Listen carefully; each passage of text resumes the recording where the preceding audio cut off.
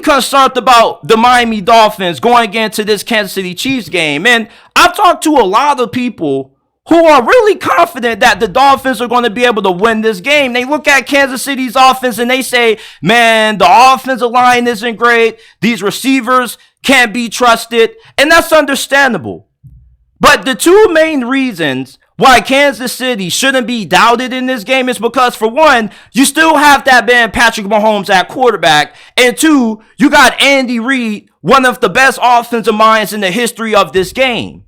Miami, to me, is the team that I have more questions about than Kansas City, because everybody's making this big deal about how Kansas City's offense has struggled this year, but Miami's offense doesn't look good against great teams.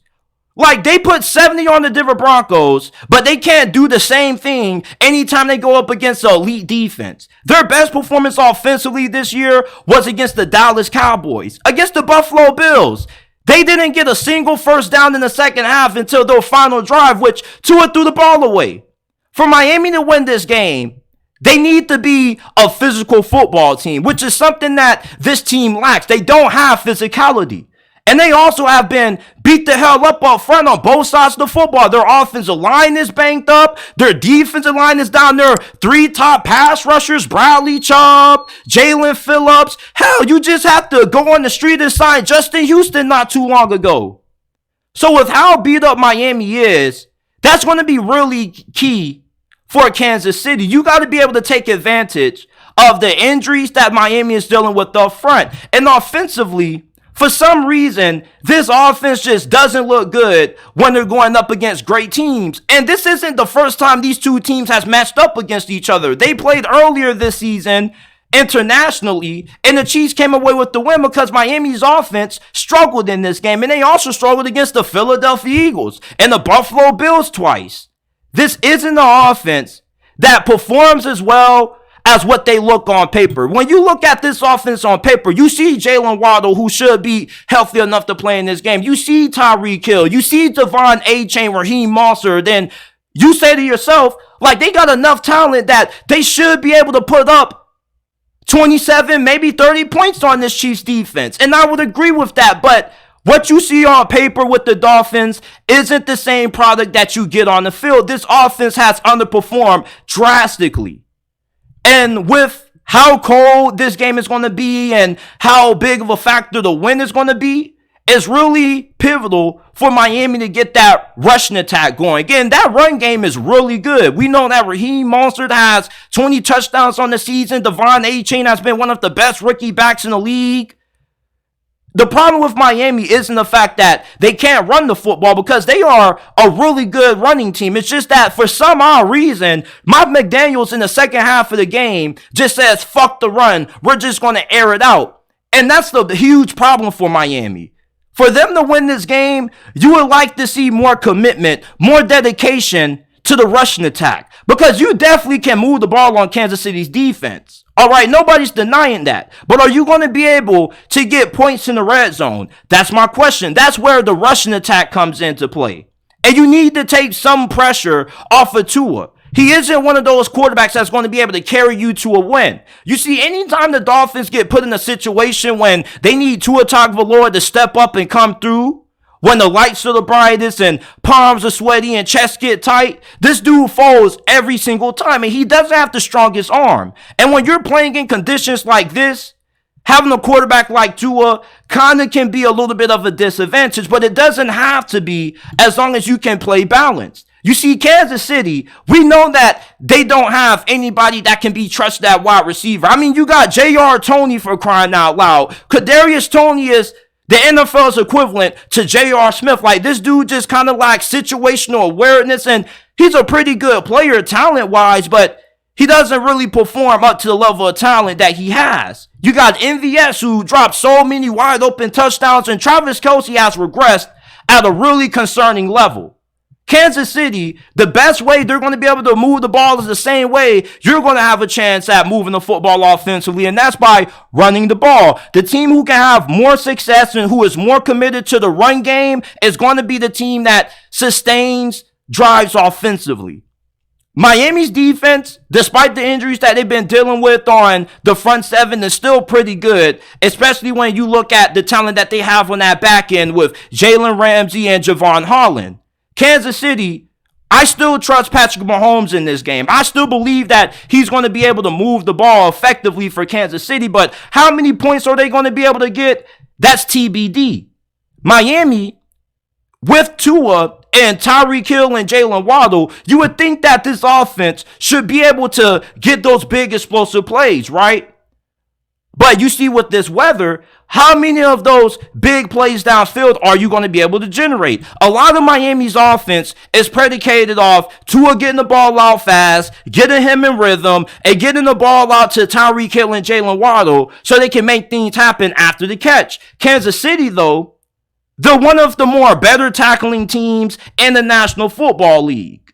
So if they can limit all of the yak yardage that Tyreek and Jalen are able to get, this defense is going to be able to slow down this Dolphins offense, which is how the majority of teams have played Miami. There's a reason why this offense struggles to even get the 20 points against great defenses. And also, Kansas City has a fantastic pass rush, and how is Miami's offensive line going to be able to find the answer for Chris Jones? He's going to be a train wrecker in this game. We saw what Christian Wilkins was doing last week to the Buffalo Bills offensive line. Well, we could see the similar thing happen with Chris Jones going up against the interior offensive line of Miami that is really worn down right now.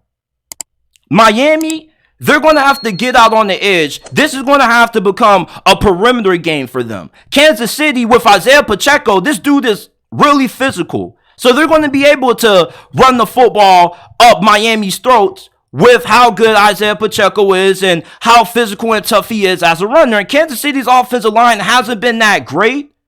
But with the injuries that the Dolphins have on their D-line, you trust and you like their chances of them being able to hold their own and giving enough time for Mahomes to make throws downfield and opening up lanes in the run game. I don't have that same level of confidence in Miami's offensive line. And offensive line play is huge when you look at the environment that Miami's going to be playing in and the weather conditions. It comes down to physicality, and that's what the Dolphins lack. And you see, for the people who have confidence that Miami's going to win, the whole argument is that Miami is a better team. What makes Miami a better team than Kansas City? Because they got Tyreek Hill and Jalen Waddle. Like, yeah, they look good on paper. But I ask you, when has this team played up to the level of talent that they have on paper? Because we didn't really see it anytime they played a great team. Did you know that Mike McDaniel is 3-9 against teams that have a record of 500 or better since he became the head coach of the Dolphins? That concerns me. And how good is this coaching even going to be in a game like this? Because we know that this Kansas City Chiefs team is going to be well coached. All right, it's playoff time. They got to be locked in. You know that you're going to get the best out of Andy Reid and Mahomes. Are you going to be able to say the same thing for Tua and Mike McDaniels? Because, I mean, I've yet to see these boys really be able to get it done when it counts. You had an opportunity to have a home playoff game against the Buffalo Bills, and you folded. You threw the game away. I get the confidence level that people have in picking the Dolphins to win, and I understand that Kansas City, they look down bad right now. All right, and talent-wise, they are more inferior to the Dolphins from a talent standpoint. But defensively, they still been really consistent for the majority of this season. This defense, anytime you call them up to get a stop, they come through. But Kansas City's offense, if the game is on the line and you need Mahomes to engineer a 2-minute drive to give you the win, is it going to be able to be achievable? Because I've seen plenty of times this season when Mahomes has had the ball in his hands and he's came up short. It all comes down to if Miami's defense can really take advantage of a lackluster passing attack of Kansas City when you look at the lack of weapons that they have offensively, and you have to take into account Travis Kelce's regression as well, which is why this game is probably going to be a low-scoring affair. But Miami, the same problems that Kansas City has, they have their own problems in a sense, because their passing attack doesn't really perform as good as what it should. When you got two of the better receivers in the NFL and Jalen Waddle, and then you got Tyreek Hill, who's been the best receiver in the game, It's like, what does it matter how better your receiving core is compared to Kansas City if Tua can't give these guys the ball? And plus, this dude has a noodle arm, which is pivotal because it's going to affect Miami's ability to take shots downfield. How many downfield shots are you going to be able to generate in these kinds of conditions? Like, we know about these Florida teams. Anytime they have to play on the road in cold weather conditions, it's not favorable for them unless they're a physical team. And Miami isn't physical. And that's why I'm taking Kansas City to win. Like, there's just way too many factors that favor Kansas City winning this game. If you believe that the Dolphins are going to win, you're solely basing that off talent and the fact that you can't trust Kansas City's offense. But at the same time, if you can't trust Kansas City's offense, how can you have that same level of trust with Miami's offense when they haven't shown the ability to play up to the level of talent that they have? I've yet to see this offense explode and put 70 or even 30 points on a remotely good defense. Like, Dallas defense is overrated. They don't play good when they go up against good offenses, just like how your offense doesn't play good when you go up against great defenses. And there's too many times that I watched the Dolphins play where Mike McDaniel's offense, they'll have success running the football, and then he'll get away from it in the second half. I can't trust this dude in a game like this. Hell, I just can't trust Miami's offense. All right, I know Kansas City, offensively, they've been dog shit this year, but the one common factors that they have that gives me reasons to take them to get this victory is, for one, you got Mahomes, who still is one of the best quarterbacks in the game. I only think that he's second to Lamar Jackson. And you still have Andy Reid. With those two guys alone, that gives you a slight edge over the Dolphins. Everybody focuses on talent in the playoffs. But what a lot of people overlook is the coaching. Talent just doesn't win you games in the postseason. You need to be a well-coached football team. The teams that go the furthest in the playoffs aren't always the most talented. But the teams that have identity, the teams that are able to be physical, and the teams that are able to be well coached. And that's what the Kansas City Chiefs are. And that's why I'm picking them to get this win. 24-14 is going to be my final score prediction in this game. Like, I get Dolphins fans feel they got the talent advantage. But you look at that game against the Buffalo Bills, bro, you didn't get a single first down in the second half. You were going 3-and-out, 4-and-out, 3-and-out, 3-and-out, 3-and-out, 3-and-out, 3-and-out. Until the final drive, you actually get a first down, but Tua fucking throws the game away. Listen, I get it's the playoffs. Anybody has a chance to win. You never know what can happen.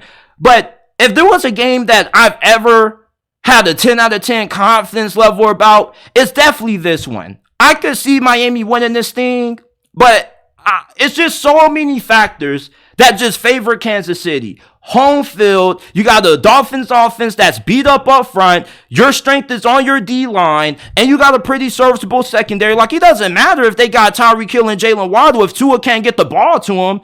And the game of football is won and lost up front in the trenches, and that's where Miami loses this game offensively. Plus, like, Mike McDaniels, bro, he hasn't shown the ability to hold his own anytime he goes up against a great coach. And coaching matters in a game like this. Miami's defense is going to be able to keep them in this game, but their offense isn't going to be able to do too much. Like, they got 3 Josh Allen takeaways this past Sunday, and they barely did anything with them. Like, they only scored a touchdown with one of them. So this offense can't be trusted. You can say the same about Kansas City's offense, but at least you got consistent play from Mahomes, and you get great play calling out of Andy Reid. You can't say the same for the Dolphins. Give me Kansas City.